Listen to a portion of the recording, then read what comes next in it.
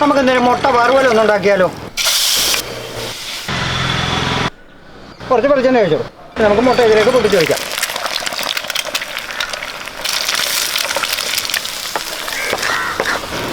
മുട്ട നമ്മൾ ചിക്കി തോർത്തി എടുത്തിട്ടുണ്ട്. ഇത് നമുക്കൊരു പാത്രത്തിലേക്കൊന്ന് മാറ്റി വെക്കാം. മുളക് വറക്കാൻ വേണ്ടി കുറച്ച് വെളിച്ചെണ്ണ ഒഴിച്ചോളൂ. ഞാനിവിടെ ഒരു 6 വറ്റൽമുളക് എടുത്തിട്ടുണ്ട്. ഇതൊന്ന് വറുത്തെടുക്കാം. നമുക്കിതൊന്ന് അരച്ചെടുക്കാം. മീഡിയം സവോളയാണ് എടുത്തിട്ടുള്ളത്.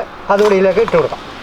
കുറച്ച് വാളംപൊടി, 1/4 ടീസ്പൂൺ മഞ്ഞൾപ്പൊടി, ആവശ്യത്തിനുള്ള ഉപ്പ്. ഇനി ഇതൊന്ന് അരച്ചെടുക്കാം. കുറച്ച് കടുകിട്ട് കൊടുക്കാം. ഒരു നുള്ളി ജീരകം കൂടി ഇടാം. ഒരു 2 കറിവേപ്പില ഇട്ട് കൊടുക്കാം. നമ്മൾ അരച്ചെടുത്ത സവോളയും മുളകും എല്ലാം കൂടി ഇതിലേക്ക് ഇട്ട് കൊടുക്കാം. നമ്മൾ ചിക്കി തോർത്ത് വെച്ചിരിക്കുന്ന മുട്ട ഇതിലേക്ക് ഇട്ട് കൊടുക്കാം. നമുക്കിത് കാത്തു വെക്കാം.